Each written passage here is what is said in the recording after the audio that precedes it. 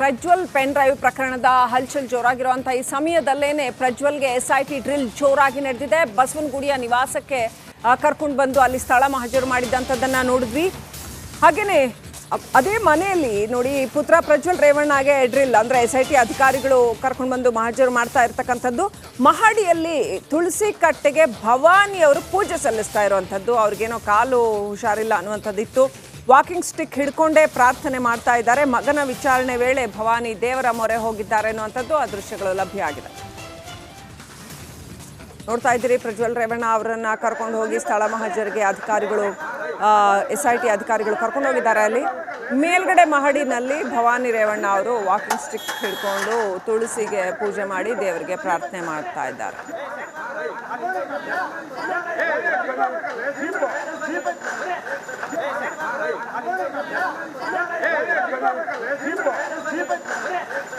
Update ಪಡ್ಕೊಳ್ಳೋಣ. ಪ್ರತಿನಿಧಿ Madesh connect ಆಗಿದ್ದಾರೆ. ಮಾದೇಶ್, ಸಮಯ ಯಾರಿಗೆ ಹೇಗೆ ಬೇಕಾದರೂ ಬರಬಹುದು, ಏನು ಬೇಕಾದರೂ ಆಗಬಹುದು ಅನ್ನೋದಕ್ಕೆ ಇದೇ ಉದಾಹರಣೆ ಅಂತ ಅನ್ಸುತ್ತೆ. ಕೆಳಗಡೆ ಪ್ರಜ್ವಲ್ ರೇವಣ್ಣ ಅವ್ರನ್ನ ಕರ್ಕೊಂಡ್ಬಂದು ಮಹಜರ್ ಮಾಡ್ತಾ ಇದ್ದಾರೆ. ಮೇಲ್ಗಡೆ ಭವಾನಿ ಅವರು ಸ್ಟಿಕ್ ಹಿಡ್ಕೊಂಡು ತುಳಸಿ ಗಿಡಕ್ಕೆ ಪೂಜೆ ಮಾಡ್ತಾ ಇದ್ದಾರೆ. ಹಲವು ದೃಶ್ಯಗಳು ನೆನಪಾಗುತ್ತೆ ಮಾದೇಶ್. ಇದೇ ಭವಾನಿ ಅವರು ಮೊನ್ನೆ ಅವತ್ತು ಕಾರ್ ಅಪಘಾತ ಆದಾಗ ಯಾವ ರೀತಿನಲ್ಲಿ ಇದ್ರು ಅಂತ, ಯಾವುದನ್ನು ಕಂಪೇರ್ ಮಾಡೋದು ಅಂತಲ್ಲ, ಸಹಜವಾಗಿ ಜನರಿಗೆ ನೆನಪಾಗುತ್ತೆ ಏನೆಲ್ಲ ನಡೀತು ಅನ್ನೋವಂಥದ್ದು. ಮಾದೇಶ್, ಏನು ಅಪ್ಡೇಟ್ ಇದೆ ನಿಮ್ಮ ಹತ್ರ ಈ ಕ್ಷಣಕ್ಕೆ?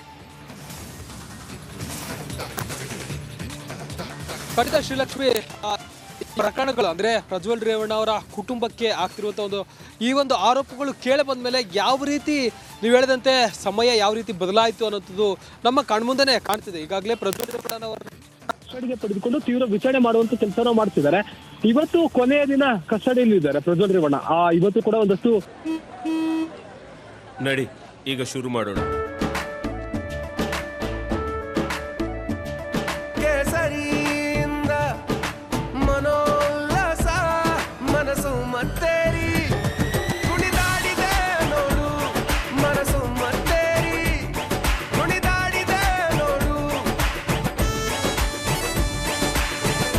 ಕ್ಷಣ ಕ್ಷಣವೂ ಆಚರಿಸಿ ಕೇಸರಿ ಹಬ್ಬ.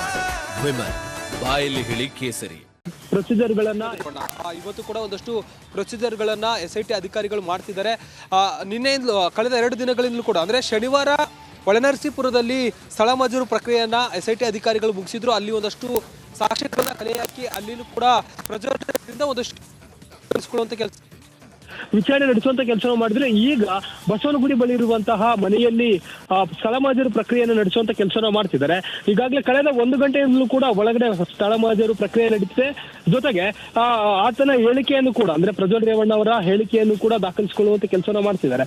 ಈಗಾಗಲೇ 164 ಹೇಳಿಕೆಯಲ್ಲಿ ಸಂತ್ರಸ್ತರು ಏನೆಲ್ಲ ಹೇಳಿಕೆ ನೀಡಿದ್ರು ಆ ಒಂದು ಆಧಾರದ ಮೇಲೆ ಸ್ಥಳ ಮಹಜರು ನಡೆಸ್ತಿದ್ದಾರೆ. ಆ ಒಂದು ವಿಚಾರಕ್ಕೆ ಸಂಬಂಧಪಟ್ಟಂತೆ ಸಂತ್ರಸ್ತೆಯ ಹೇಳಿಕೆ ಆಗಿರ್ಬೋದು, ಮತ್ತೆ ಈ ಒಂದು ಸ್ಥಳದಲ್ಲಿ ಏನೆಲ್ಲ ಪತ್ತೆ ಆಗಿತ್ತು, ಪತ್ತೆ ಆಗ್ತಿದೆ ಅನ್ನುವಂಥ ವಿಚಾರಕ್ಕೆ ಸಂಬಂಧಪಟ್ಟಂತೆ ಸ್ಥಳ ಮಹಜರು ವೇಳೆಯೇ ಪ್ರಜ್ವಲ್ ರೇವಣ್ಣ ಅವರನ್ನ ವಿಚಾರಣೆ ನಡೆಸಿ ಆತನಿಂದ ಹೇಳಿಕೆಯನ್ನ ದಾಖಲಿಸಿಕೊಳ್ಳುವಂತ ಕೆಲಸವನ್ನು ಕೂಡ ಎಸ್ಐಟಿ ಅಧಿಕಾರಿಗಳು ಮಾಡ್ತಿದ್ದಾರೆ. ಒಂದು ಕಡೆ ಪ್ರಜ್ವಲ್ ರೇವಣ್ಣ ಅವರ ಸಮ್ಮುಖದಲ್ಲಿ ಸ್ಥಳ ಮಹಜರು ನಡೆದಿದ್ರೆ, ಮತ್ತೊಂದು ಕಡೆ ಭವಾನಿ ರೇವಣ್ಣ ಅವರು ಪೂಜೆ ಪುನಸ್ಕಾರವನ್ನ ಮಾಡ್ತಿದ್ರು. ಅಂದ್ರೆ ಸುಮಾರು 11:30-12 ಗಂಟೆ ಆಗ್ತಿದ್ರು ಕೂಡ ತುಳಸಿ ಕಟ್ಟೆಗೆ ಪೂಜೆ ಮಾಡುವಂತ ಕೆಲಸ ಮಾಡಿದ್ರು. ಈಗಾಗಲೇ ಅವರ ವಿರುದ್ಧ ಕೂಡ ಒಂದಷ್ಟು ಆರೋಪಗಳು ಕೇಳಿ ಬಂದಿತ್ತು.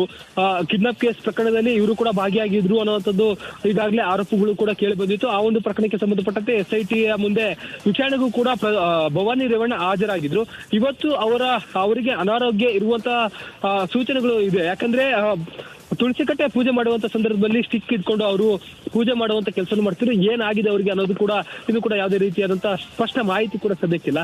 ಸದ್ಯಕ್ಕೆ ಈ ಒಂದು ತನಿಖೆಯಲ್ಲಿ ಅಂದ್ರೆ ಪ್ರಜ್ವಲ್ ರೇವಣ್ಣ ಅವರ ವಿರುದ್ಧ ಕೇಳಿ ಬಂದಿರುವಂತಹ ಆರೋಪ. Thank you Madesh, ಡೀಟೇಲ್ಸ್ಗಾಗಿ.